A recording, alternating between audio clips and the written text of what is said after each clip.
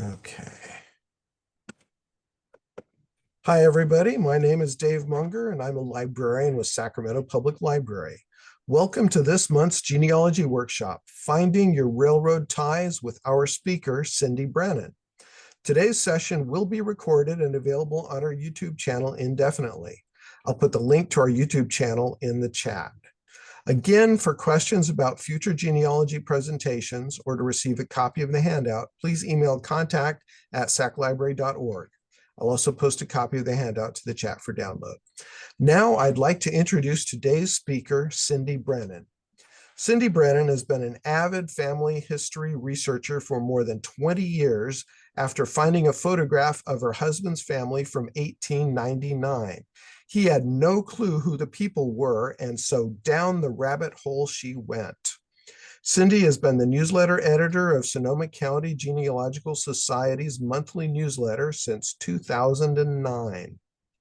The many articles she continues to research and publish led to a desire to share this information through presentations with other genealogists and family historians. Her presentation today is Finding Your Railroad Ties. Thank you for joining us today, Cindy. I'll pass the virtual mic to you now. All right, let's go ahead and get my screen shared. And why is it not letting me see that? Oops.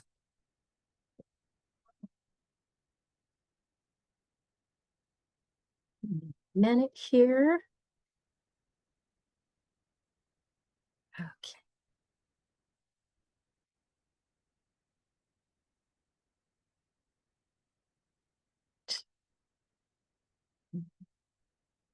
Okay, just want to get a check to make sure that, Dave, could you just let me know that you can see my presentation and everything's good? Yes, I see the presentation in presenter mode. Great, thank you so much. I think I recognize a few names. There was a very good presenter that just Steve Little did an AI, and I recognize some people here that were on that first session this morning. So we're having a full day of genealogy. So as David said, I am the newsletter editor for the Sonoma County Genealogical Society, and I research many articles for our monthly publication. And when I did a two-part series on finding your railroad ties, I found myself just wanting to learn more and more about this topic. So here I am sharing that information with you today. As a child growing up in Ohio, it was somehow comforting to drift off to sleep each night and listen for the distant sound of the B&O railroad train making its way down the tracks. I knew I could always count on it, and that train was often the last sound I heard each day. The nostalgia and emotions around train travel still exists, from images of soldiers leaving their loved ones or returning home to the workers who did backbreaking work to build the rail lines that changed our ancestors' world. We are still captivated by trains today. Just look at ventures such as the Napa Valley Wine Train, the Skunk Train in Northern California, the California Zephyr through the Sierra Nevadas, and all of those Santa Polar Express trains during the holidays.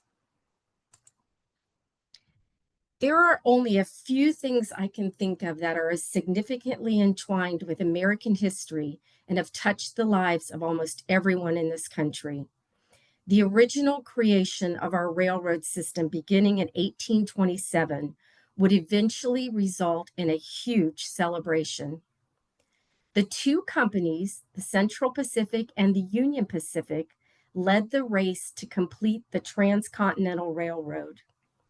In February of 1863, the Central Pacific, which is the green line above, had begun building east from Sacramento, California. In fact, the first stake was driven at the corner of Front and K Streets. At the end of that same year, the Union Pacific, which is the orange line above, started building west from Omaha, Nebraska. The railroad opened for through traffic between Sacramento and Omaha on May 10, 1869, when Central Pacific Railroad's president Leland Stanford ceremonially tapped the gold last spike with a silver hammer at Promontory, Utah, and it became referred to and known as the Golden Spike. In the following 6 months, the last leg from Sacramento to San Francisco Bay was completed. The area of San Joaquin County, California, played a pivotal role in this last stretch of railroad. In fact, the last link of the Transcontinental Railroad was completed on September 8, 1869, with the construction of the San Joaquin River Bridge in San Joaquin County, California. This plaque in the location marks this historic event of 155 years ago. Think back on your ancestors who may have been around the Bay Area at the time and what excitement there must have been around this. You can see a few newspaper clippings from the San Francisco papers touting the new train routes and celebrations that took place. I also want to say that when I mention a link, they are all in your handout. The opening of this transcontinental railroad changed where Americans lived. It opened travel across the land and provided new jobs and businesses opportunities along thousands of miles of tracks. Railroad travel provided the best of times for our country, but was not without challenges and tragedies.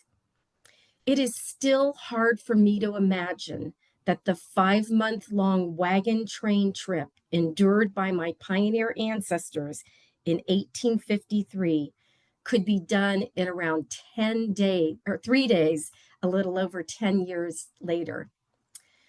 With more than 2 million people working in the railroad industry by 1900, which does not even include all of the people that were loosely affiliated, it may not surprise you to find your own connection to the railroad. So hop on board as we depart for our first station and get ready for an interesting ride. Stop number 1, when did the train come to town? First, let's talk about the value of maps. Surveying and mapping were in great demand as people began moving inland over the largely unmapped continent. The first railroad mapping started on the Baltimore and Ohio line in 1830. Maybe you have surveyors or map makers in your family. To begin your search for these maps, I recommend the Railroad Map Collection at the Library of Congress as a starting point. When you get to the collection, you can use those filter buttons on the left to look at different states and different time frames.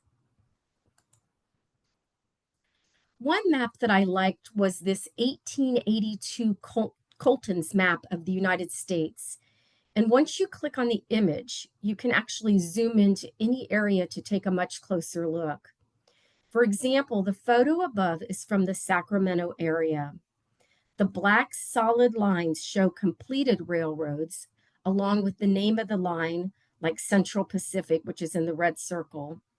The dashed lines, like those by the red arrow, are for those yet to be completed. And I also want to point out that Cindy's list is also a great mapping resource. The excerpt above of Sonoma and Napa counties is from a Rand McNally map from 1883, and it's from that same Library of Congress collection. You can use the expand feature to really drill down to even the tiniest of towns to see if the railroad was coming through yet. The solid black lines again on this map show the existing railroads, and then those unfilled circles are the train stops such as Windsor, St. Helena, San Anselmo, and Calistoga. The U.S. government provided millions upon millions of acres of free land grants to railroads to help finance their building. The idea was that the tracks would be built and then the railroads would sell off land, especially in those very unpopulated areas. Pocket maps like the one above advertise the land sales and can be found on the wonderful David Rumsey Maps website. These were kind of equivalent in a smaller form of those immigrant guides that were used to attract our ancestors across the ocean or the plains. They showed photos of beautiful scenery, cheap land, access to trains, year-round temperatures, crops that grew in the area, and much more. In the end, the railroads didn't really sell off that much land to private citizens, but you may find that one of your relatives eventually bought railroad land. Historical societies can come in very handy for documents like this. For example, on the above left, I found the sale of land from the Union Pacific Railroad to Martin Henry in 1871. Town histories can be very helpful as well.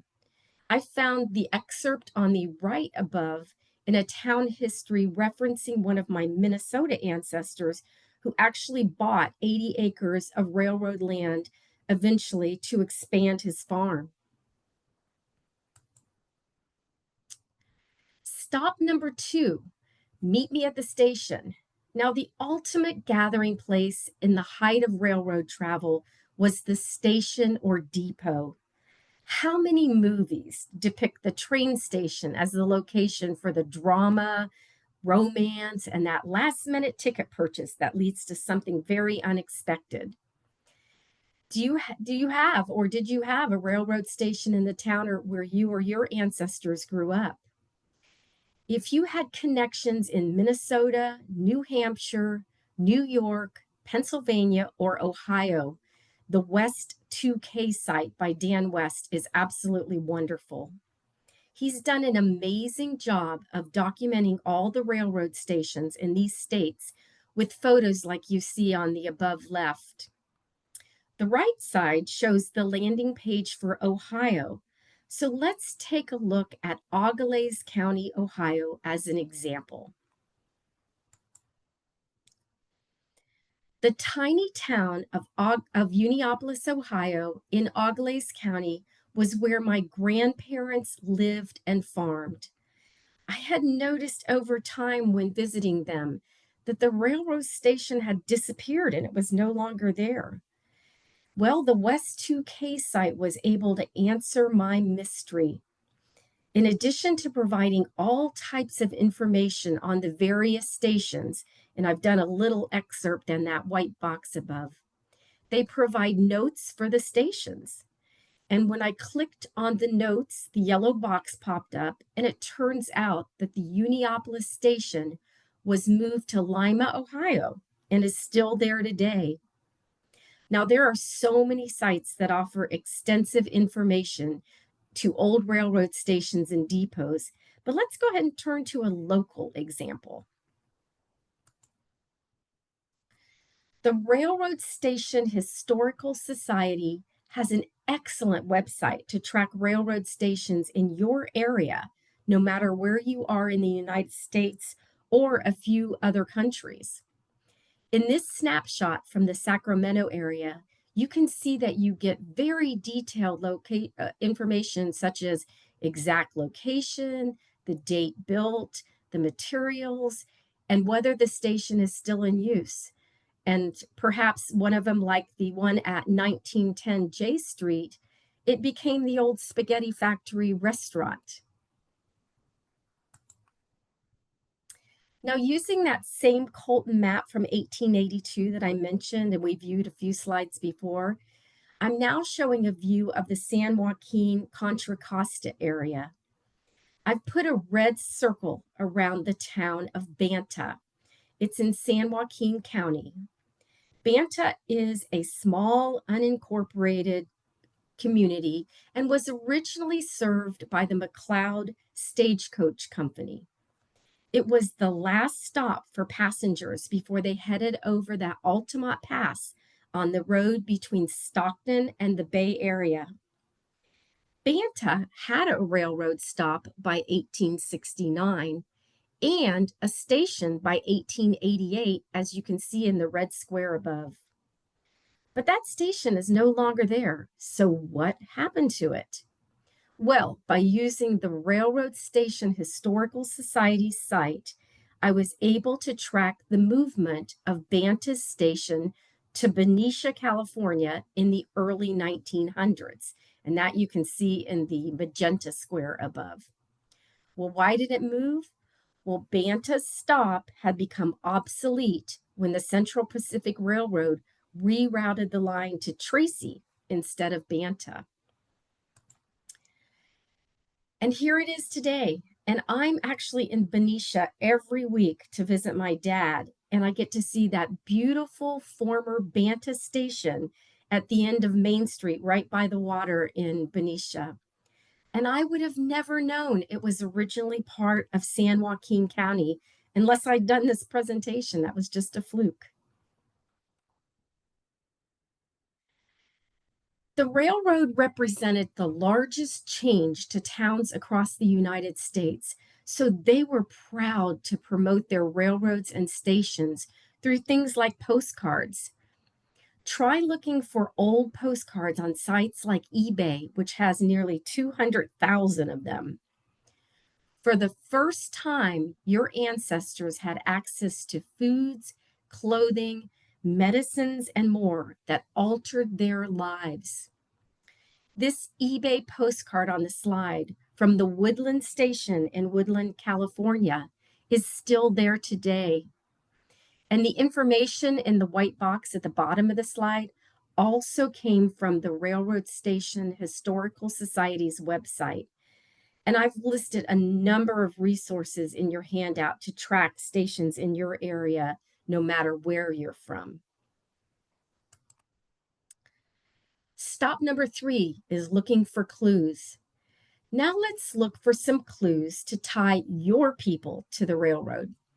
For this journey, let's follow the path of Frank Balzano.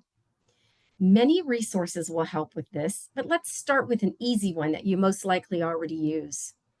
World War I and World War II draft registration cards, both are found free at familysearch.org, listed some pretty great information. Frank Balzano was a 21-year-old Tacoma, Washington resident, and he was working as a foreman in the baggage room at Northern Pacific Railroad's Union Station. I want to also mention here that many towns were founded across the United States, primarily due to the railroad system. If you or your ancestors lived in a railway town, the likelihood of someone working for the railroad is much greater. And I've put the link to the list of those railway towns in your handout. Tacoma, where Frank lived, was indeed a railroad town. Also, Sacramento has been a railroad town since 1855, when a steam-powered train began running from Folsom to Sacramento.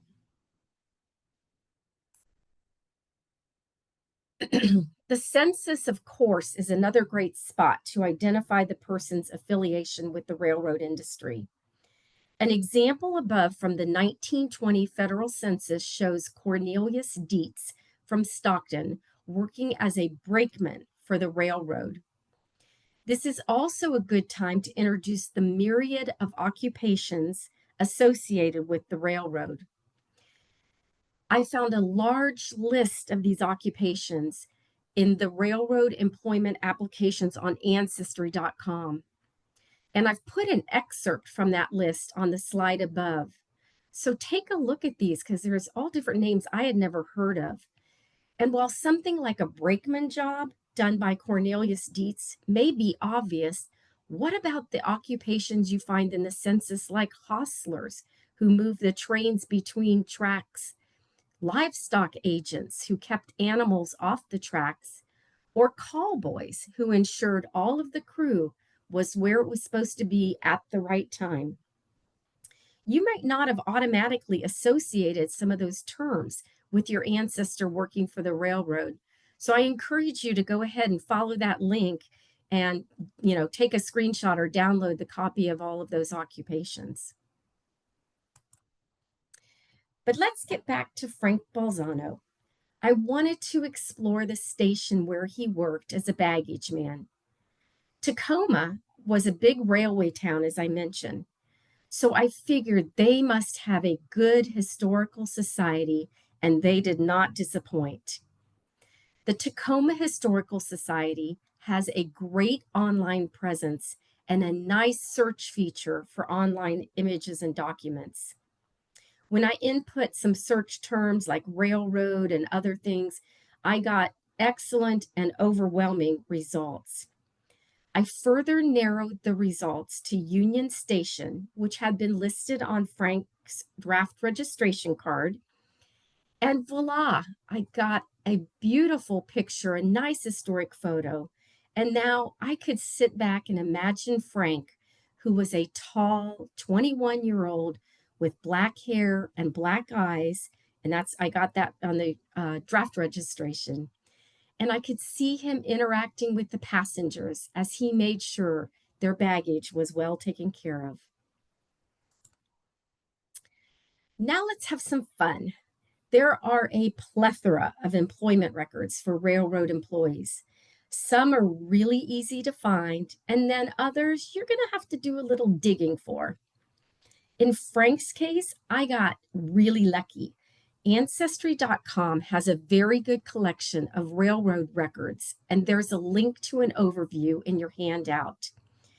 Within the Northern Pacific Railroad records, I found Frank's employment application, and it was 7 pages long. So in addition to a great deal of personal information, such as Frank's parents, his address, his national origin, his physical characteristics, whether he drinks alcohol, and much, much more, I got his entire work history, which is shown in the image above. So every job he'd ever had was listed there.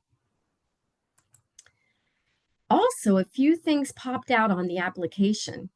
Number one is that the railroads did excellent due diligence before hiring.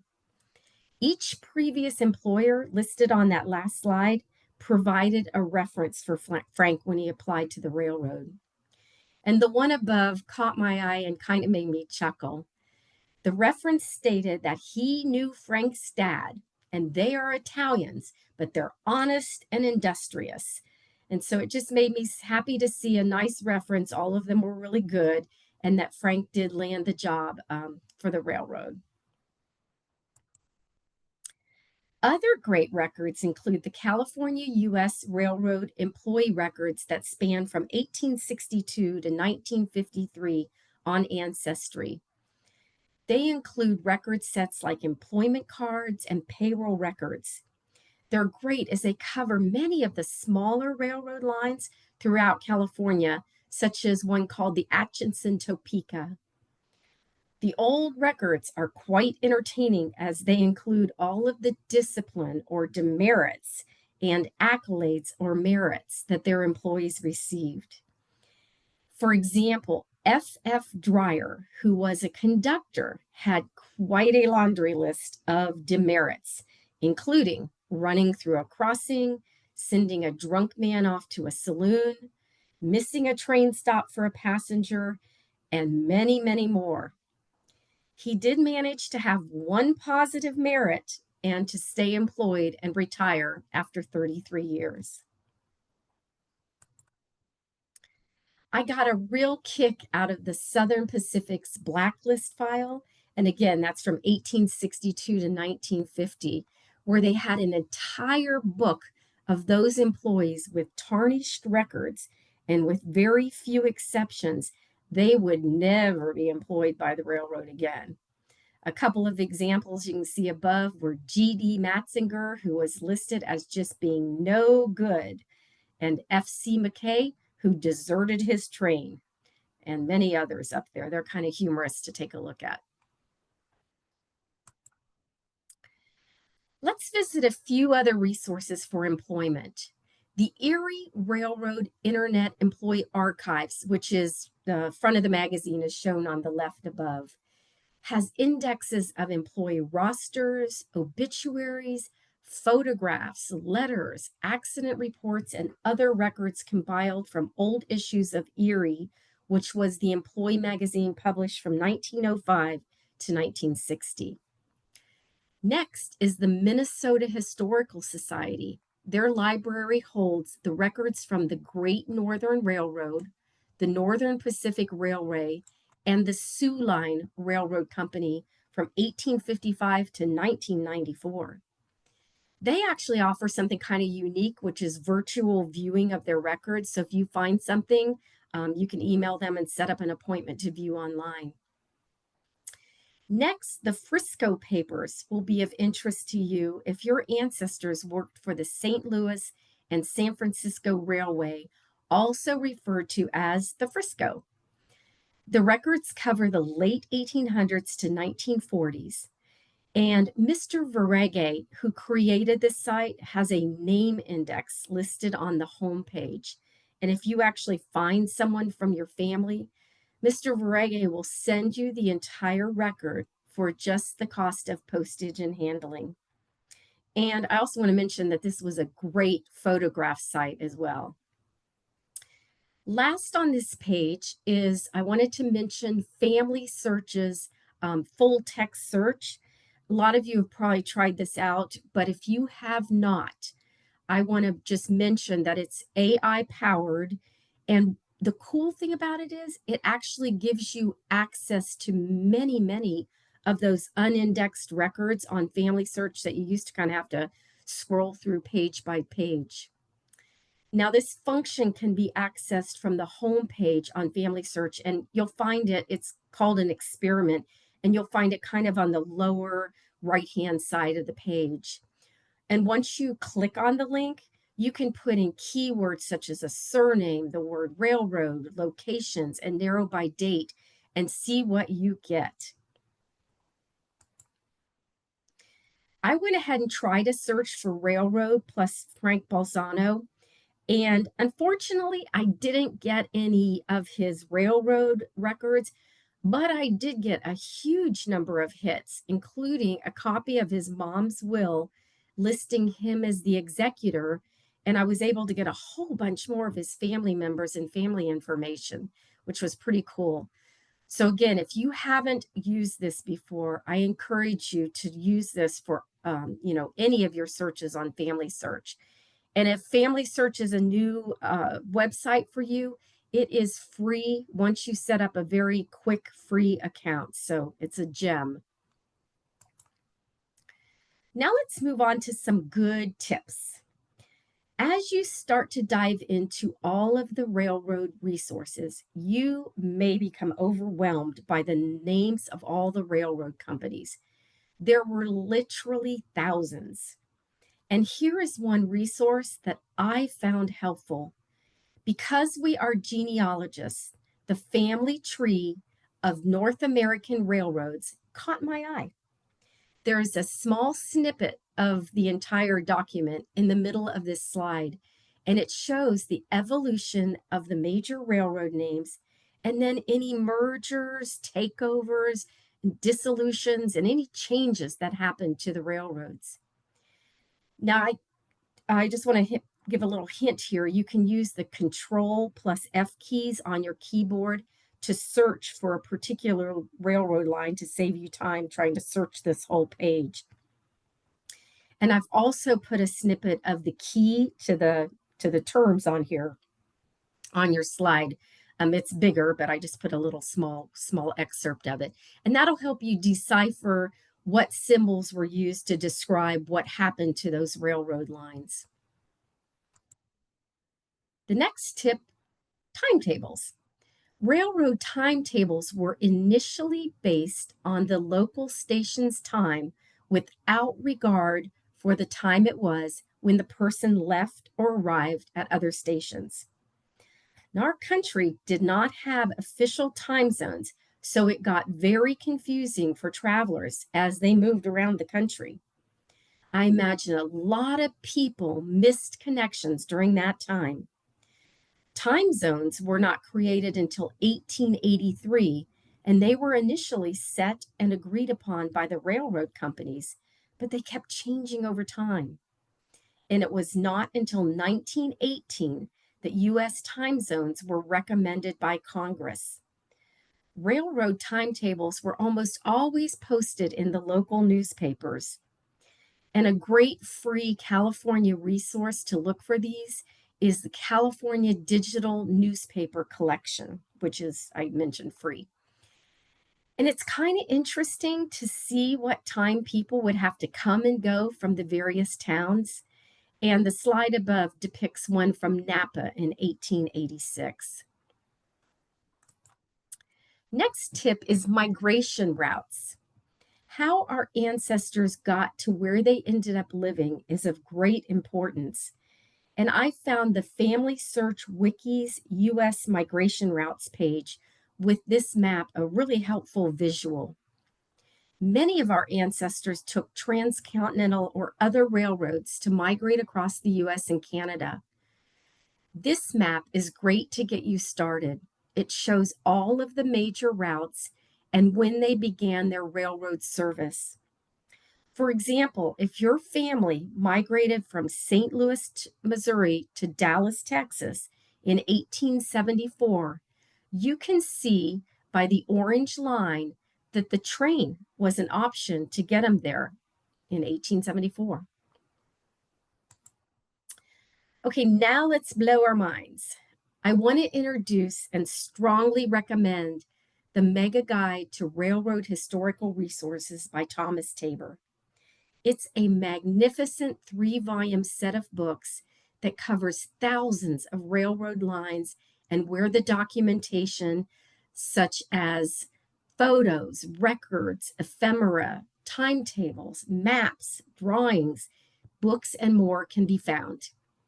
Now, if you follow the link in your handout and select from one of the volumes, you need to take a few steps to get to the volume itself. When you land on the home page, first select the volume you want. They're divided up by alphabet, so that's pretty straightforward. Then click on Link to Digital Content in Arch Institutional Repository. I have no idea what that means, but that's what you got to click on to get there. And last, you're going to want to download either the PDF or zip file. You can't actually view it online. You have to download it. It's a big volume, but once you find what you want and take excerpts, you can delete it from your computer.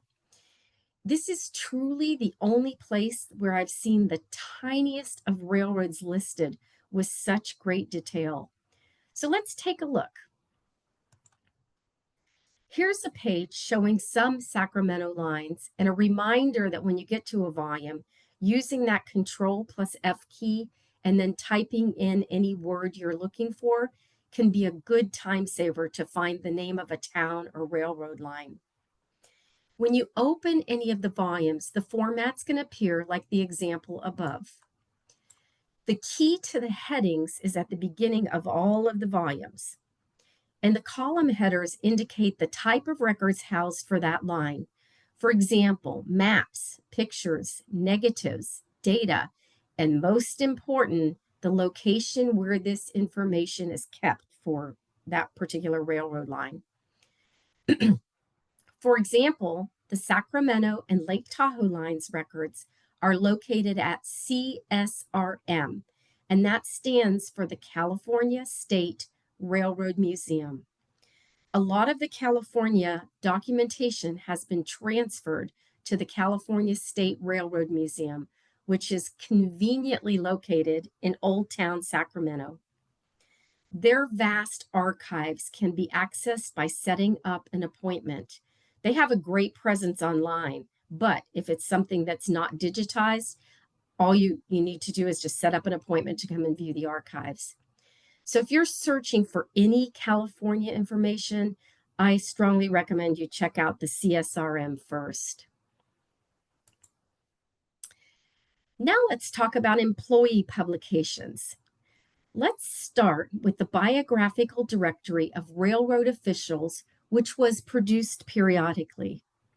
And the term official is a very loose term, And these include lots of job categories and not just executives. If you're lucky enough to find a relative listed, you're in for a treat. The publication was intended to document, quote unquote, the men who build, control, and carry on the operations of North American railroads. These books can be found in many places, including Family Search, HathiTrust, and Google Books. As you can see by the example on the above right, you get valuable information such as where the person was born, where they went to school, and their entire railroad work history. If you're lucky, you may even get a photograph. These are very large books, so if you're looking for a specific person or place, there's a nice search feature at the bottom of the page when you open the PDF. Next, I want to touch on employee magazines. These can be great in learning more about the various railroads and especially the culture of working there. They're pretty easy to find, and places like Google Books and Internet Archive proved fruitful for me. I did a Google search for B&O Railroad Employee Magazine, and my first hit was a multi-year collection on the Internet Archive. I encourage you to look through these as they're excellent publications, and they cover things like employees who are retired and beginning to collect their pensions, like the photo above. This one also had a women's section that had an article on how to pack a good meal for your husband, including the amount of calories and protein he might have required based on the work that he did. They also had a children's section, which was full of age-related articles and contests for the kids. And you could see that they were absolutely trying to appeal to the entire family. A few other links for you to explore include the Santa Fe Employee Magazine on Google Books. This is also a multi-volume collection, and in addition to having all of the topics that the B&O magazine did, this one was really exemplary in showcasing of the towns, the people, and the businesses along their rail routes. The advertisement sections are very telling to learn about the culture of these towns. And I was really fascinated by an article and this photo about the railroad building a school along their route in Kramer, California, to serve its employees and families in this town. If you had family who lived along the route covered by the Santa Fe line, this is a good resource to get a feel for the towns during this time. And you might find that your families maybe owned a business or lived along one of these on one of these lines. Now we're going to move on to seniority lists. Tracking the number of years an employee worked for a railroad was very important. And when tracking your own railroad connections, employees with longer seniority were often recognized in the company magazines. It also determined the pension amounts that they would receive once they started to implement pensions. There were also formal publicized seniority lists. And by simply doing a Google search on seniority lists, the first one to pop up for me was all of the records held at the California State Railroad Museum in Sacramento. An example from my Google search above comes from the Laramie Depot seniority rosters. And you can see the type of information you get in here. You get the person's name, the job category, and the start date in that position. Now, for those of you who have never worked or been familiar with a union environment, these lists could also be used if the employer needed to downsize, which definitely happened as the railroads over-speculated and built more lines than could ever be supported. My favorite and most comprehensive collection that I could find online was compiled by Ernie Kiesel. And it's organized by geography, and it's easy to see if a seniority list exists for your area. They really offer a wonderful group from California. And this one that I've pictured above is from the Petaluma, Santa Rosa area. These publications also tended to serve as kind of a directory of businesses, so you can get a nice glimpse into what was going on around the area at the time, like you can see above with Henry's Lunch and the West End Market and those sort of things. Another great seniority list find was on Ancestry.com in their California Railroad employment records, which spanned the years 1862 to 1950. And above, I've just done a snapshot of a page from the collection for the San Joaquin Division. In addition to seniority information, this one actually offered the list of their retirements, any transfers that took place, if they were terminated from employment, and also, if applicable, their death information. Now, another interesting item I found in Ernie Kiesel's records were the pay schedules for the various jobs. And this might be fun to check out if you knew you had family members who worked on the various railroads. You can see the actual time by position, the pay that they were provided, and overtime and mileage and everything like that. And most of the ones out there, the schedules actually belong to people. So you can see where they've logged in their time and their trips and the hours and that sort of thing. Now, I just had to call out this collection from the University of Iowa, and I just placed it on the handout. That's why there was a new handout in the chat. It didn't really fit into any category, but I wanted to mention that Levi Leonard was a historian, journalist, and longtime employee of the Union Pacific and the Chicago, Rock Island, and Pacific Railroads. He co-authored a book about the building of the Union Pacific Railroad. Featured in this digital collection are more than 3,500 digital images of historic photographs, correspondence, and other documents that I did not find elsewhere, and everything is digitized, so I encourage you to check it out. It represented Leonard's lifetime dedication to and preservation of railroad history. All right, now we're going to move on to railroad brotherhoods and associations. Let's focus on these groups that were made up of people in various types of railroad employment. And these were more the unions and the associations. So they represented the rights of the workers during things like pay and benefit negotiations, strikes, and layoffs. And they also produced fabulous and detailed magazines, which can be found in places like Google Books. As you go through some of these publications, you'll notice a big focus is providing insurance, especially in the early days where wages were really low for workers, somewhere around $1 per day in the late 1800s. These accident and death benefit plans could pay out several $100s. Like the example you see above, the magazine actually listed the names and amounts that were paid out. And you can see by the red arrows, there were 2 from Fresno and Oakland where the wives were filing death claims on behalf of their husbands. They would also publish thank yous from those receiving the benefits. And it says, I was confined, oh, I gotta move my last thing over. I was confined at the hospital the greater part of 11 months, operated on 3 times in less than 8 months, and found all of the nurses very thoughtful, kind, and willing to do all they could to make it easier. But I haven't lost sight of the good cheer that those checks from the ORE brought.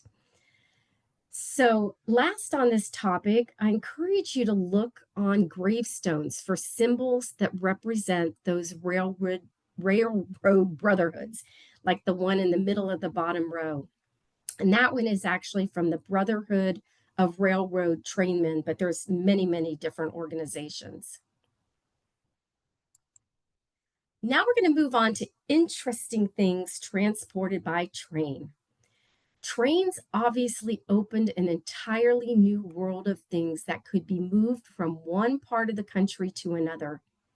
With the advent of refrigerated cars, people who had never tasted a strawberry, an artichoke, or fish from the sea could now feast in these new delights. For the first time, people could order certain things from magazines. Montgomery Ward began its mail order magazine in 1872, and by 1915, people could have the makings of a home shipped to them. A literal mansion, like you see on the above left, could be had for a little over $1,000. Children, believe it or not, were also shipped on trains as part of the orphan train movement from the mid 1800s to the early 1900s. Touted as a way to find homes and adoptions for more than 250,000 abandoned, orphaned, and homeless children, the Children's Aid Society in New York founded this program. Children would board the train and be taken to rural towns. People would come to the station and could select from the children. The results were mixed, as you might imagine. But if you have a family member who may have been part of this movement, there are some great records available. My last image on this page is a corpse ticket. It's shown at the bottom of the slide. Trains did transport those who were no longer alive, but apparently they did still need a ticket to ride the train. Other interesting transports on the railways included hobos. These were migrant laborers who traveled by train in empty cars or outside of the train to find work. They hopped railroad cars that were often moving while they jumped on them and hid out, hoping they would not be discovered riding for free and get kicked off. Now, they were actually quite organized as a loosely bound group. They had their own language, symbols, and code of ethics. The graffiti-like symbols on the above right on the slide were used to communicate with other hobos for things like warnings, where food or shelter might be obtained, and if they were likely to get arrested by authorities. They used chalk or coal to mark these symbols on trees, mailboxes, and fences. If you had family members who might have been a migrant laborer, you might also find clues in the censuses, like the example on the lower right side of the slide. They didn't have permanent homes, so they often came together on the outskirts of towns in things called hobo camps. Sometimes they were referred to as hobo jungles or just jungles. During the Great Depression, it was estimated that more than 250,000 youth were living on the road and hopping trains to get from place to place to try and find work. Stop number 10, injuries, accidents, and tragedies. They were unfortunately a common occurrence around railroads for workers and for those who were just at the wrong place at the wrong time. As we covered in the Brotherhoods and Associations section, employees who died may be listed in magazines, especially if they had insurance through their association. Cindy's list and Wikipedia have a number of other links you can access regarding railroad accidents. Also, going back to our employee magazines, you will find that injuries and accidents among employees were often referenced in safety articles. Working around train tracks and the trains themselves was very dangerous work, and even riding trains could be perilous. Another place to look for disasters associated with trains is an old site called Gen Disasters. It got hacked a couple of years ago, so now it can only be accessed via the Wayback Machine, and I put the links in your handout. They have an entire category related to train disasters. You can scan alphabetically through the list or click on a state name to narrow it down. As an example, I was searching through the towns some of my ancestors were from and ran across one from Hamilton, Ohio. The train crossing was not far from my grandparents' home. If you find an excerpt like the one on the above left, you can use your favorite newspaper resources to see if you can find out more details.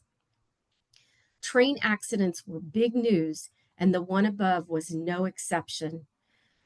I did find several newspaper articles, and sadly, it turns out that the accident involved a bridal party traveling via automobile after their wedding, and unfortunately, all 5 people were killed when their car was struck by a train.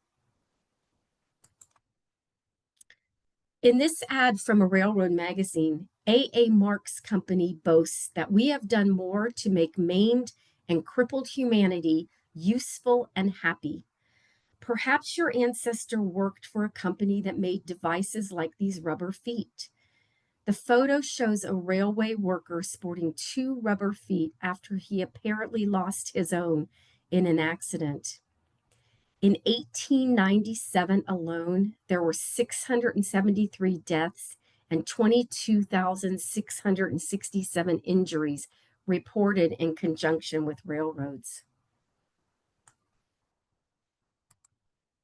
With all of the accidents, injuries, and deaths involving railroad employees and others, the railroad companies actually begin building and managing hospitals. As the railway lines were developed through areas with limited or no medical care, the need became pretty overwhelming. The first railroad hospital, which is pictured above, was actually built by Southern Pacific Railroad in Sacramento, California. It was eventually relocated to San Francisco. And for a list of the railroad hospitals, the link is in your handout. In fact, another interesting concept that came out of this were the railway surgeons. Railway cars equipped to handle all types of medical care, including surgery, were developed as early as 1894. These cars provided a hospital quality environment in which the surgeon could stabilize a patient before sending him or her on a long journey to a regular hospital. The surgeons themselves provided anesthesia during the operations using ether and chloroform. Patients treated in hospital cars enjoyed better survival rates than those treated in dirty, makeshift conditions. Pictured above is Sophie Herzog, who was the only female U.S. appointed railway surgeon. Stop number 11 is historical societies and interest groups, and I am truly shocked by the number of these groups. Cindy's list is a great place to start to search for these. One I ran across that stood out was the Southern Pacific Historical and Technical Society. They have a very close alliance with the California State Railroad Museum. You can download a 158-page master index of all of the articles from their excellent magazine, SP Trainline. And again, the link is in your handout. And using the Control F keys, you can quickly search for any items of interest to you, including people's names. Then you can access the records at the California State Railroad Museum. I refer to the next group as the Railroad Historical Society on steroids. The Railroad and Locomotive Historical Society is over 100 years old, and they offer an excellent website as well as a catalog with an index of all of the articles they've published in their long history, again, including the names of people in the articles. And you can order online copies if you find an article of interest. And no matter where you are researching, don't overlook your own local societies. Now let's move on to unique employment. Your ancestors might not have been employed in direct or traditional roles, and I found some really interesting examples. Let's start with the Pullman porters and maids. Pullman dining and sleeping cars were independently operated and offered a five-star luxury experience for some travelers. The Pullman cars were attached to a regular train, but was a world apart than the rest of the cars. The porters and maids on these cars were almost exclusively African American, and they offered exemplary customer service to their clients. The production of the Pullman cars was housed outside of Chicago, Illinois, and many of the production workers lived in the highly controlled Pullman community built by George Pullman. Built to be a utopian way of living, the residents had to abide by very strict rules to live here. For example, there was no alcohol allowed unless you were George Pullman's guest. The rents were high, but the workers had beautiful homes with heat, running water, and many luxuries unavailable in most places at the time. And you can see the photos above of the beautiful community and some of the homes. And this place is actually a museum today. You can still tour. It's very interesting. A guide to all of the records for both the Pullman community and the Pullman porters and maids is held at the Newberry Library in Chicago, Illinois, and over 200,000 people are represented in the collection. And as if that's not enough, another great resource is the South Suburban Genealogical Society in Illinois that has an amazing collection of Pullman information, and they will actually accept email requests to pull personnel records for you from their vast collection. Pullman was the second largest employer of African Americans in the United States by 1910. The many strikes of the Pullman company employees, whether they worked as Pullman porters and maids, factory workers, or workers in the Pullman brickyards, were a very real and often bitter part of the Pullman story. Records of labor complaints are interesting records and can be found at the National Archives, and I put a little snippet of one example above. The Pullman maids and porters formed the Brotherhood of Sleeping Car Porters and Maids, and in the 1920s, eventually negotiated a fair labor contract. And I put a link to one of them in your handout. Now, I would be remiss if I did not mention the importance and sacrifice of the Chinese railroad workers.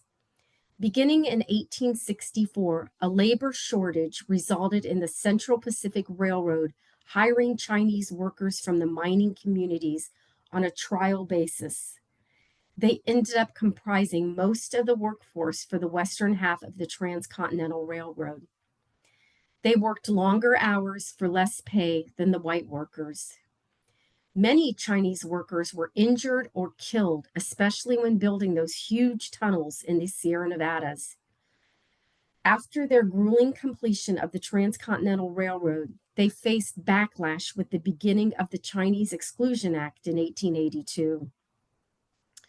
Above is a railroad payroll record showing some Chinese workers, and instead of an occupation, they're often listed as China helpers. And if you're researching these records, it may be difficult to find your ancestors, as most were listed as the first name A.H., which simply meant Mr. If you're interested in learning more about this topic, Grant Dinn did an excellent talk on this topic, and the link to his free YouTube video is in your handout. Next are the Harvey girls. Fred Harvey recognized the need for better restaurants and accommodations along the Southern Railway lines. And starting in 1878, Fred Harvey built Harvey houses in partnership with the Santa Fe Railroad every 100 miles along the tracks. They served fancy cheeses, oysters, fruit, sirloin steaks, and generous slices of pie. And another big attraction was the waitresses known as Harvey girls. They were his all-female serving staff. Women came from all over the country to work in these sought-after roles, and they were known for their impeccable appearance and strict adherence to the lofty rules. The Harvey girls could serve 4 courses of food in 30 minutes to ensure that their customers did not miss the train. And the Harvey girls were a very diverse group made up of white, Hispanic, and Native American women. The California State Railroad Museum even had an online collection of over 2,000 railroad menus, including many, many examples from Fred Harvey's dining establishments. The ones pictured above are from around 1908 to 1913, and things like Spanish mackerel, strawberries and cream, roast spring lamb, prime rib, and much more were certainly an enticement for those travelers. The breakfast menus were a little interesting with items like cold oxtail, oysters, and baked beans. And looking at the menus is a lot of fun for all the different rail lines. Some of the menu items featured things for sale such as bromo seltzer and Alka-Seltzer. I don't know if that's because the patrons had to eat so fast at those Harvey houses to get all 4 courses in. Another unique employment are the subsidiaries. Your family might have worked for a railroad subsidiary, and there's a few links in your handout.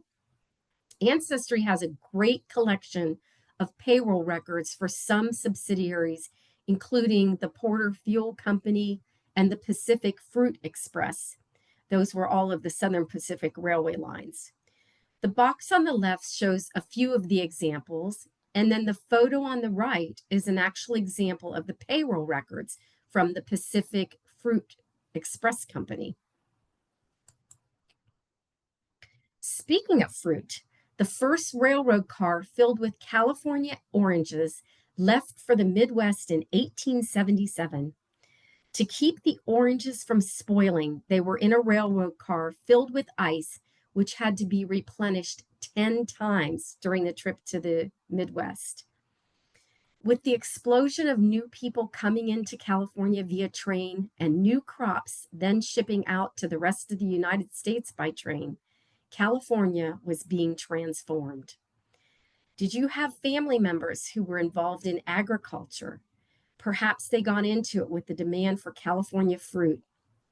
Check out the census around those times to see what your families were doing for work.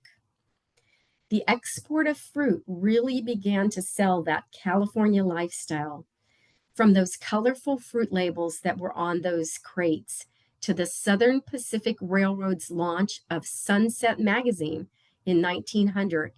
People became enamored with California. They began migrating, particularly to Southern California, in droves. And maybe you had family members who were part of that. Your ancestors may have operated a hotel, motel, or eating establishment by the railroad, such as the one in Lodi above. Look for newspaper ads. City directories will also be a good resource, as many businesses advertised in them. In fact, railroad companies actually teamed up with people to build magnificent hotels. And a few examples are the Grand Hotel on Mackinac Island in Michigan, the Breakers in Palm Beach, Florida, and the El Tovar in the Grand Canyon. And the El Tovar was actually a venture between the Atchison Topeka Railroad and Fred Harvey of the Harvey Girls fame. Ghost towns and abandoned railroads. The railroad industry was certainly not without hard times. The expansion of tracks was so rapid, and the economy did not always support that volume. Such is the story of Union Level, Virginia, that sat on the edge of the most successful tobacco agricultural area. When the Southern Railroad came to town in the early 1900s, Union Level prospered with more than 20 businesses, including a bank, a general store, and a roadhouse. And the photo on the above left is of the bank and general store founders. And on the right, you see some very happy children during the good days of Union Level. Then came the Depression, and eventually the train stopped coming to town. And today, only a few residents remain in this ghost town. Unfortunately, this story played out in many towns across the United States. For a unique interactive visual of defunct railway tracks, I found a really good site showing abandoned tracks from all over the world, and I was just blown away by the vast number. They're shown in turquoise above, and if you click on the link, the map is slow to load, so be really patient. But let's go ahead and look at an example. Using the interactive map, which can be greatly expanded to get down to these little lines, if you click on an abandoned line, you may get a link to learn more. I've shown an example above from Eastern California and the former Reno Junction, California to Gray Eagle, California line. I clicked on the link and it took me to a wonderful site with a lot more information on this railroad line and history. It would be interesting for you to check for any by your ancestral towns. The closure of a railroad line may have prompted your ancestors to relocate to a different town or even a different state. There's a small silver lining in some of the defunct railroad lines, however. The Rails to Trails Conservancy is working to modify old, defunct rail lines, canals, and more to be turned into biking, hiking, and walking trails.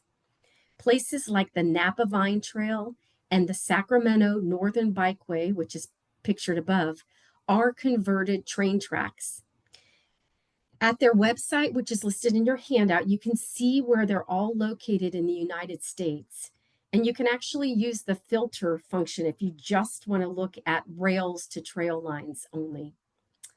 To see the actual detailed maps, you will need to register, but it's a free account.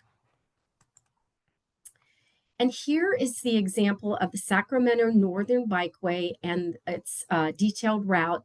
And some of you listening today may have already visited this particular Rails to Trails. The maps provide very detailed information along with helpful stops along the way for restrooms and water. Well, we have reached the end of the line. And as you embark on your railroad journey, take a minute to remember the efforts that took place to build this historic American legacy. The builders were made up of Irish American Civil War veterans, freed slaves, Native Americans, Mormon pioneers, Chinese laborers, and others who performed this excruciating and dangerous work. And I hope you will find your family stories somewhere among these amazing resources.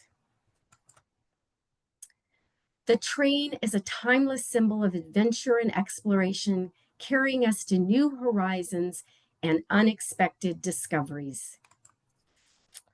All right, that's it. I can go ahead and click out of here and take questions. Let's see. All right, well, thank you. And we have a lot of good questions and comments. Let's back up here to the first one. Let's see. Okay. Are there records for homesteaders who sold land to a railroad company in anticipation of an upcoming line?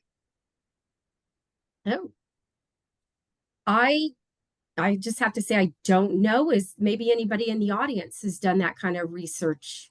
You mean when they got the land grants and then they didn't end up living on them, they sold them off? Is that what the question is? They sold them to a railroad company. Yeah. Yeah. So I yeah.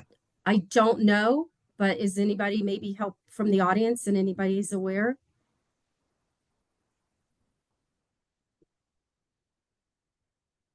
Oh, and let me I'm going to let everyone unmute yourselves if you want to ask questions also. And I'll go ahead and stop my screen share now. That way we can Okay. see the videos. Okay, there we go. Let's see, anything? Okay, I don't see anything Nothing from down the at the audience. bottom of the Okay. chat. Okay. Check, somebody said check newspapers for railroad land acquisition. That's a good Yeah. suggestion. Lots of things in newspapers. And then there was a follow-up from the same person. What was the website where you found the station information? Ooh, there's a lot of them. The first one I started with was the West 2K, and then but the one I focused on quite a bit was the Railroad Historical Society site, and all of those are in your handout. So those, and there's a lot of different sites, but I just probably put 3 or 4 in your handouts. But the Railroad Station Historical Society, I found one of the best websites, and it covers the United States and a few other countries. Okay. Oh, here we have a question. Yes, go ahead, Rebecca. Hi, I noticed I clicked on the railroad towns list, and I noticed I'm from Ohio, and my family had B&O railroad people in the Muskingum County area, and I noticed that there were no railroad towns, specifically Zanesville, because I know they manufactured B&O railroad cards there, but what qualified to make a railroad town, out of curiosity? So the list that I put in the handout was actually it was from Wikipedia, and their list was the town was actually built to because of the railroad. So it hadn't been as much it could have been a little teeny town, but it was actually built to serve the railroad line. So I think what the Tacoma was a good example. But so you're saying you just didn't find it listed in there?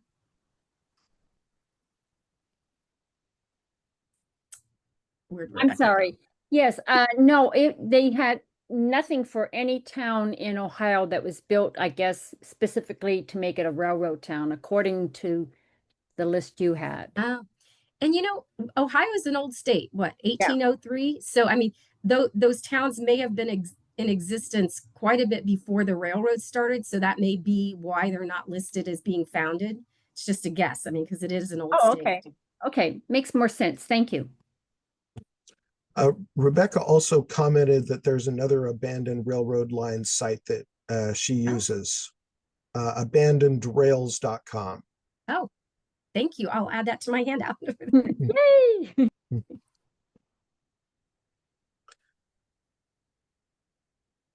Okay, let's see.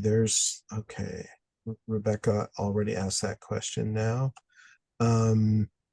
Let's see. Let's do one more from the list, and then I'll alternate between old ones and new ones. Let's see. Georgia Chun asks, would any of these resources also include dummy lines owned by logging companies to bring logs from the cutting site to the mill? Dummy lines. I would have to go back to the site and read about, go on and read about the about to see if it actually did. It didn't specify that it was not.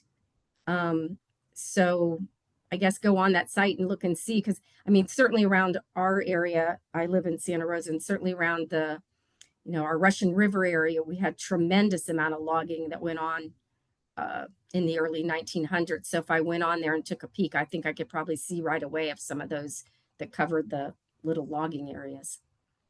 Which site are you talking about that you would go look at?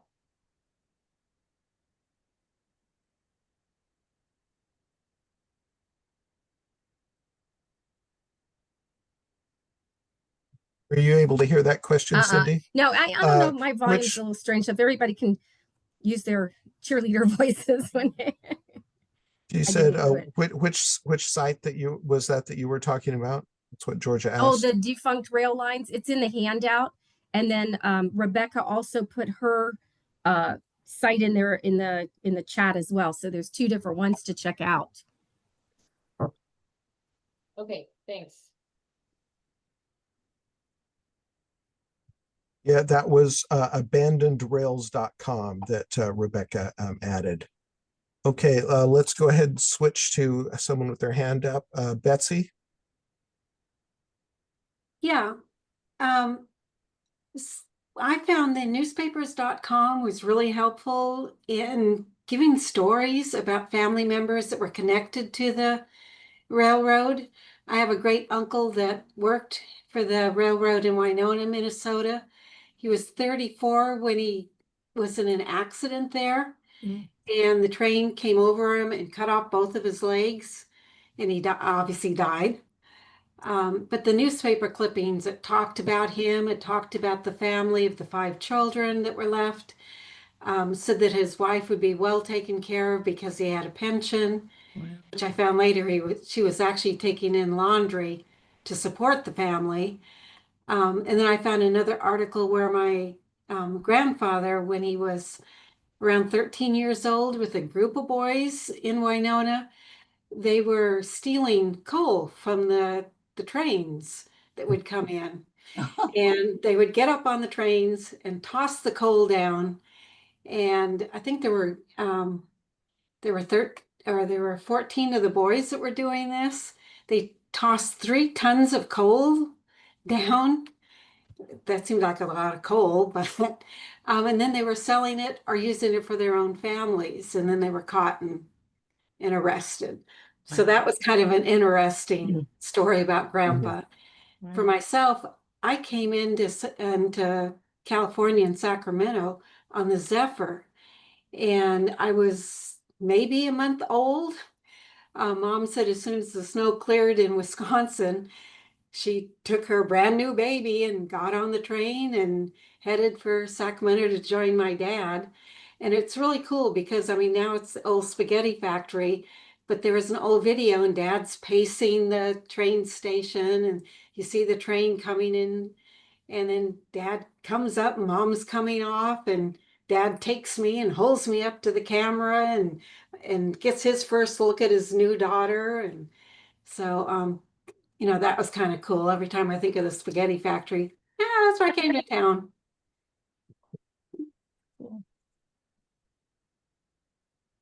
That's it. All right. Well, thank you. That was very interesting. Let's see. So let's switch back to a question in the chat.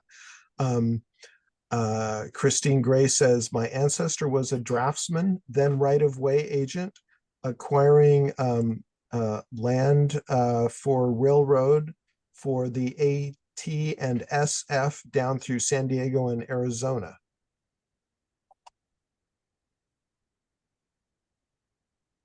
Could you repeat that, Dave? Sure. Okay, I'll try to say it a little louder. Christine Gray says, my ancestor was a draftsman, then right-of-way agent, acquiring land for railroad for the AT and SF down through San Diego and Arizona. Wow. So that was the Atchison Topeka line then. That's interesting. All right. Ann Burrows, you have a question? Yes, thanks, Dave. I have many stories like we're just told because several of my ancestors worked for the railroads. I'd like to switch to Arkansas if I could, Cindy. Both my paternal grandparents were telegraphers, but I don't know whether they worked for the railroad or for somebody like Western Union, and then they contracted them. I don't have too many stories, and I wish I would have asked for more details, but it seemed to me like they said they worked for the railroad. And I don't know how to determine that exactly. So I mentioned the California State Railroad Museum, and I kind of kept mentioning California, but they actually store records for way beyond California. So you may want to check their card catalog, go onto their catalog and see if there's any information from Arkansas. The other thing I would say is the ancestry collections weren't just for, they had a vast number of titles that they covered employment records for. It was, when you saw that list of occupations I had up there, they actually had applications for all types. And at least you could get an idea probably from that time frame if maybe you'll get lucky and find your actual ancestor. But have you checked that one? No, I haven't. I I started with a map and tried to figure out, where the rails went, because I'm sure that they use that for transportation too. I mean, Yeah. in the midst of Arkansas. So, and I have a feeling that that's how they met. Mhm. It's just a guess, but I think that's how they met. So, Wow. That's exciting. Yeah. thank you. Right. Craig Sulinski says that he likes your railroad track border for your slides. I'll give my hint. It's called, there's a free site called Slidesgo. It's SLIDESGO, and you can download like 1 or 2 free ones per month. So if you're doing any presentations, I love that site. Let's see. Rebecca Corson mentions, my grand uncle was a Oh. railroad surgeon before 1908. That's cool. That's very cool. Yeah. And I hope you've been able to find records, but from what I read, they actually performed, somebody else had one pop up there, but they actually performed the surgery on the rail, while they were on the railroad cars. And then I think they would transport them after that to, wherever they needed to be to recuperate beyond that. So I think it was just one car with surgical suites and things to hold on to. But I had no idea until I researched this presentation that even existed. I assume that they normally operated while the train was stopped. I don't know. I was thinking of that, but I'm not sure that they were always stopped. Mm-hmm. Maybe, maybe Rebecca knows if she had her grand uncle. Well, he died way before I was born, so I never got to talk to him. But no, they didn't have any information. The family didn't pass that information on to me. Mm-hmm. Okay. All right. Thank you. Let's see. And then we have someone else who's asking about telegraphers. Do you have any, Claire asks, do you have any info on telegraphers? My grandfather was a telegrapher on the Southern Pacific. I know there is a telegraphers association or union, but have no idea where the records are stored. Great presentation. Thank you so much. So when I'm looking for something, I mean, beyond just looking for ancestry, I would try going to Google Books, Hathi Trust, Internet Archive, and search for that association and see if you can even find some of their magazines, because you might be able to garner some information from that. And then, like I say, I think on Ancestry, I thought I'll have to go on there after this presentation, but I thought they had something on the telegraphers. So that's a good place. But just any of those kind of Internet Archive sites or whatever, see what you can find in there. And there might even be things at like the National Archives or something. She further comments, my telegrapher grandfather worked in the early 20th century. He retired around 1955. Mm-hmm. That's great. That's interesting that telegraphy was still a going concern in 1955. I guess, is it still used at all in any form? I don't know. The companies are still there, I guess Western Union or so forth, but they use different technologies. Okay, so Christine Gray asks, Christine, you may have to give us the context on this question. What time frame? Not what time frame. I did a Google search on my draftsman ancestor for Southern Pacific Railroad circa 1898 and found manuscript info at an Arizona repository, working with the archivist there to review the files. So you're asking about what time frame, and I'm not sure what the context was of the original question. If you want to clarify.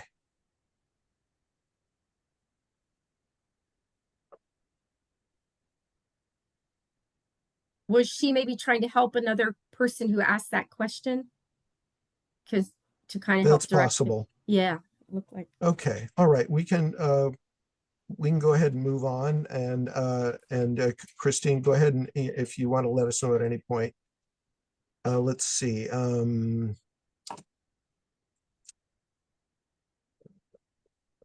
complimentary things. Let's see. Oh, someone was asking, have you gotten his records from the Railroad Retirement Board? So did you mention the Railroad Retirement Board as part of your talk? Is that linked on there? I think if I'm recollecting, I don't know that I put the link in there, but I think Ancestry has records, retirement records.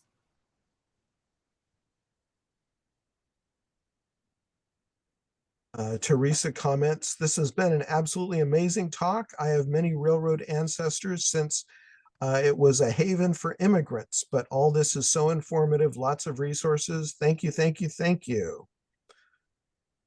And more kind words from Georgia Chan, truly a tremendous presentation, so clear and with links to so many resources.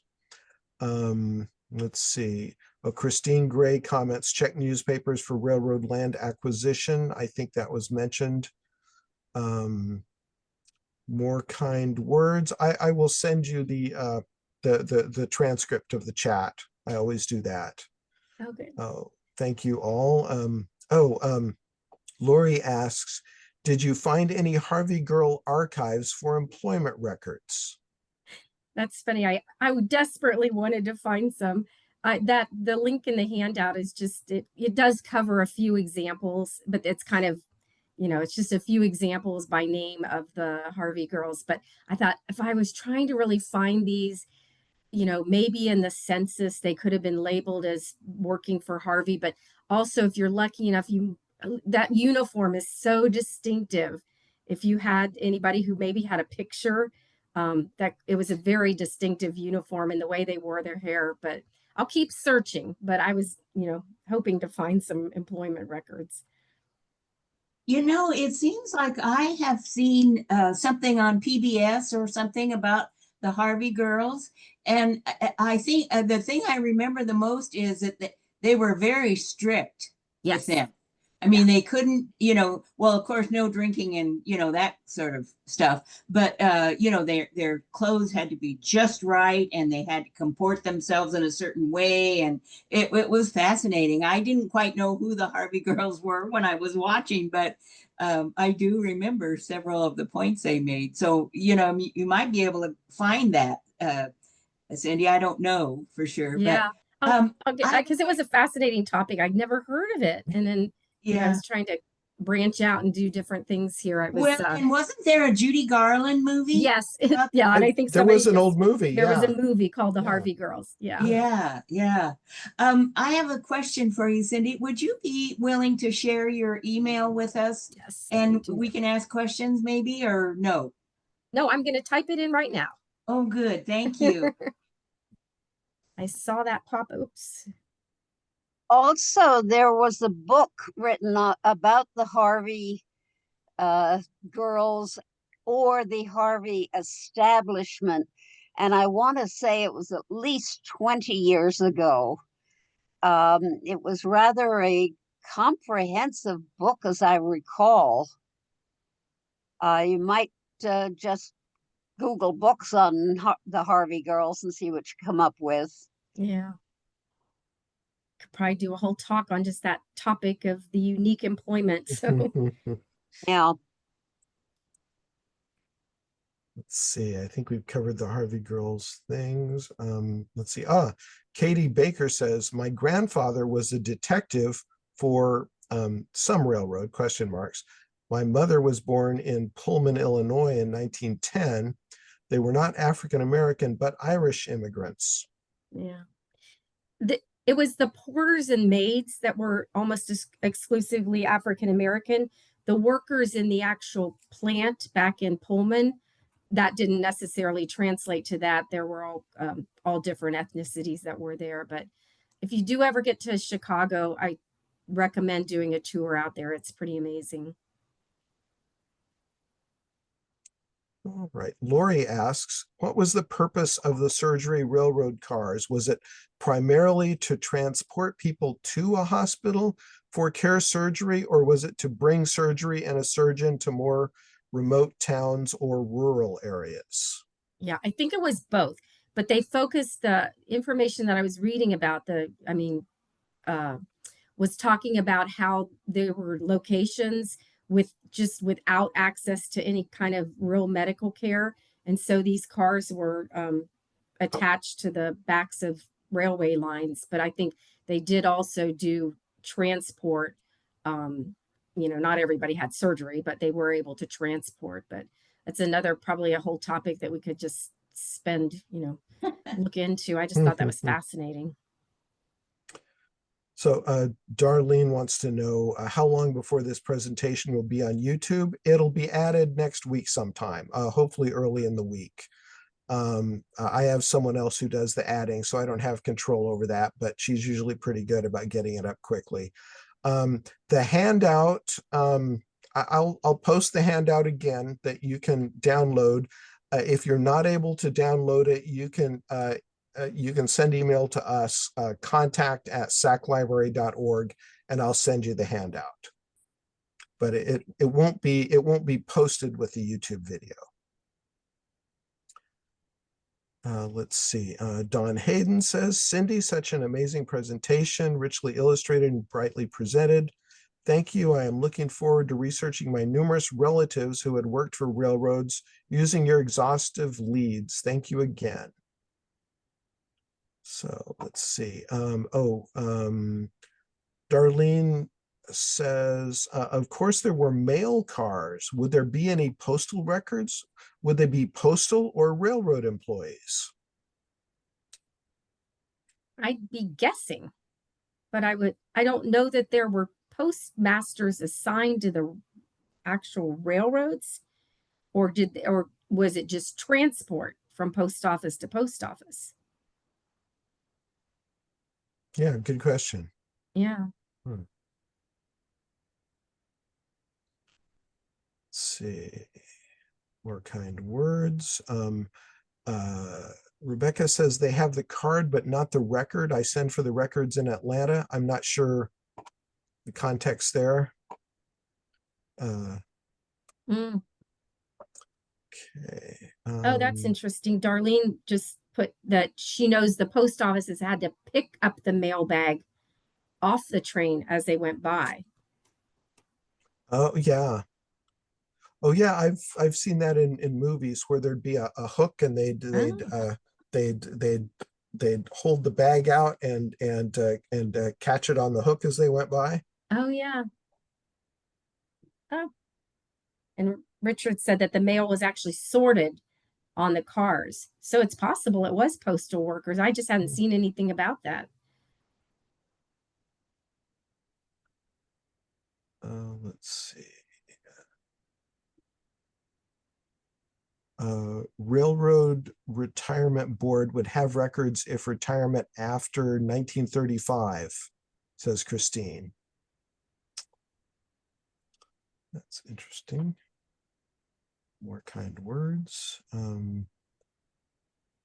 Let's see. Darlene's asking for contact information. You just gave that, right? Yeah, it's yeah. Up a little ways. Dave, can we ask the person that made the comment about researching in Atlanta what record she was looking for? I was looking for railroad retirement records for my grandfather who retired from B&O, and he retired in 1960. Well, he actually passed away in 1966, so I'm sure I'll have to write them. Okay, thank you. There's someone else mentioning the book on Harvey Girls. Darlene comments, Harvey Girls sound like the constraints they had on early airline stewardesses. And there's your email, sonoma.newsletter@gmail.com.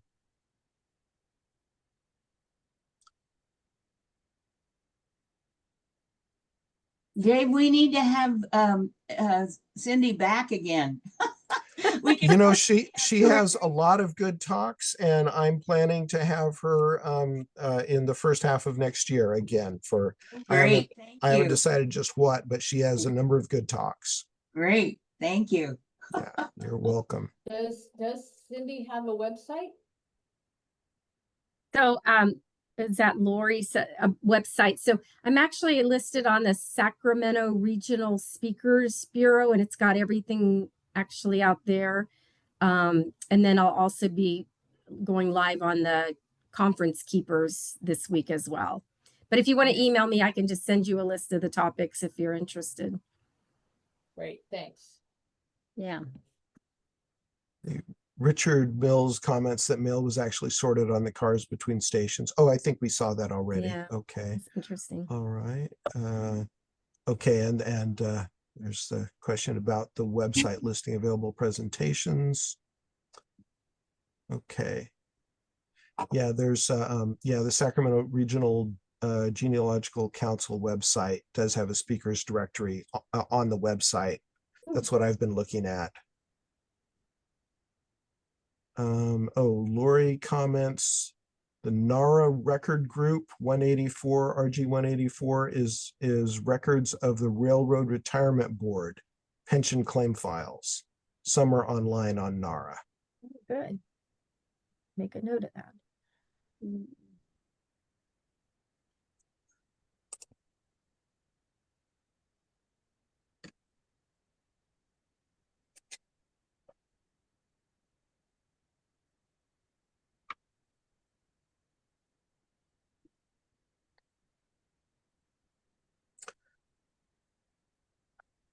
When my father was a kid in the, I think it would have been in the 20s, he rode the rails. He hopped a freight from San Bernardino up to San Francisco. He kind of ran away from home and went up to visit his grandmother there, and he got robbed along the way, but it was quite an adventure for him. My mother and her mother actually rode the rails from Texas to California in the late 30s during the Depression, and when they were going through the desert, I guess it was the brakeman in the caboose saw them and was concerned about them, and had them get in the caboose and ride with him. Oh gosh. Yes, it was very, it's hot or cold, or well, I guess it's both, riding through the desert like that, really hot during the day and really cold at night. Any more questions for our speaker?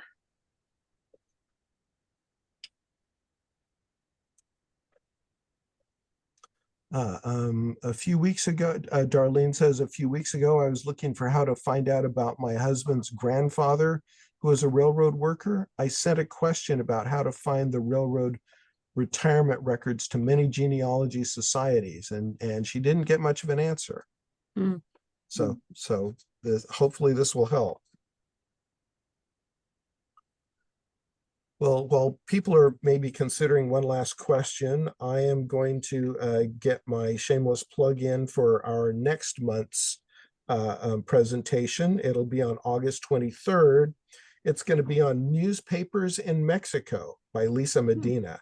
So there are actually hundreds of Mexican newspapers that are available online dating back to the 18th century. So that should be very interesting. And Okay. Dave, yes. when will this particular presentation we just heard be on YouTube? Sometime this next week. I'm going to, when we finish here, I'm going to let the person who doesn't know, she doesn't work on Saturday. She would be, the earliest it would be up would be Monday, but it might be another day or two, but early next week it should be up. Great, thank you. And it'll be left up indefinitely. And we really appreciate that, Cindy.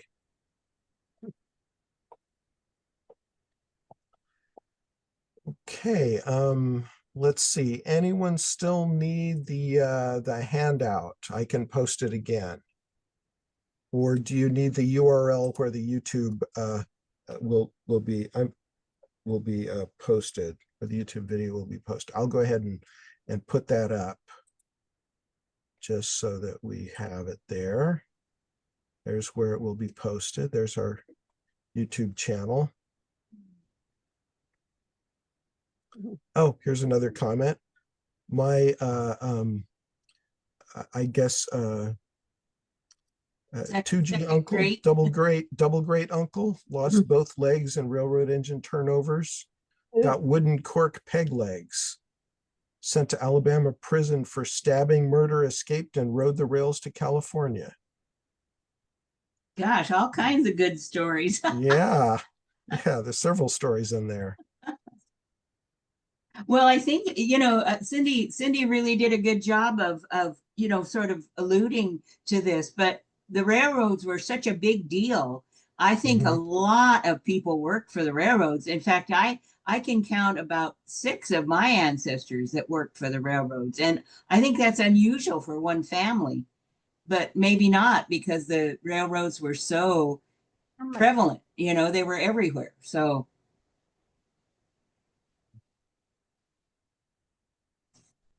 yeah, this has been a very interesting topic. And Darlene asks, what made Cindy want to research this topic in the first place?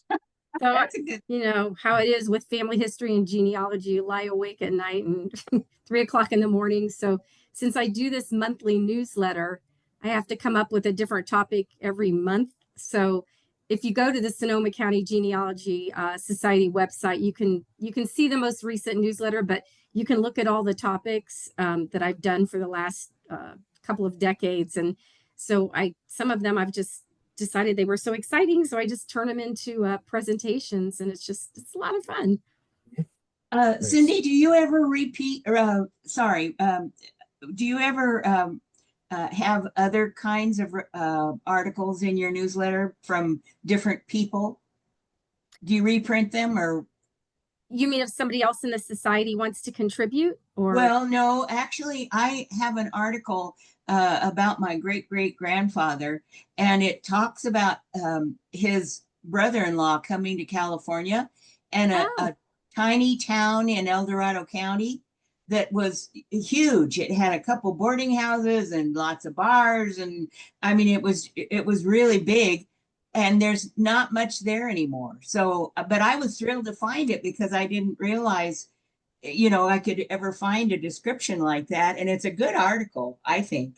Oh, I mean, as long as you're willing to send it to me, it's just a society publication, and I'm always trying to get people to write articles, and I never actually can seem to get any from our members. So we'd love to have yours. You'd probably need to, ask her for permission, but I'm sure she'd probably give you permission. So. Oh, I thought you wrote it. Okay, yeah, I definitely have to follow up with permission. So. It's a good article.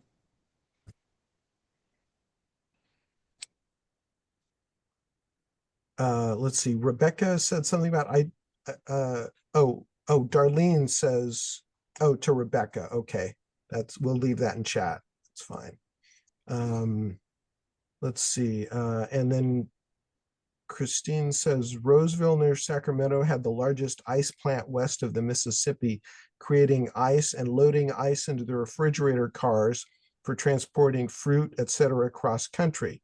It was a summer job for my teacher father. Wow. We ought to have a party for all of us, Steve, and we could share, trade stories. Yeah. Yeah, we've all been touched a little bit by railroads, I guess. Yeah, I think so. All right. Well, thank you very much, Cindy. Oh, let's see. One last thing here. Thomas McEntee says he will offer content for genealogical newsletters. Cindy may want to check with him. Yeah. Thomas McEntee. Okay. Thank you. Yeah, he's allowed us to reprint a couple of his, which have been wonderful. He's great. We're gonna miss him being a presenter after he goes into retirement after this year. I'm sure he'll keep his finger in though, don't you Yeah. think? You can count on In it. some way, presentations I know are hard, because of all the prep and all that. But I know he'll keep his finger in some way. Yeah. And he's published so much, he could just write on that for the rest of his days, I think. Yeah. That's true, Darlene. You can't just retire from genealogy.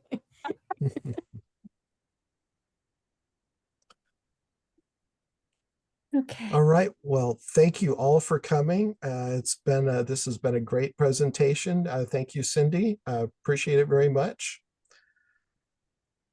And I guess we'll see you all next month. All right. Yes, thank you very much. It was awesome. Thank you. Bye-bye. Bye, folks. Bye.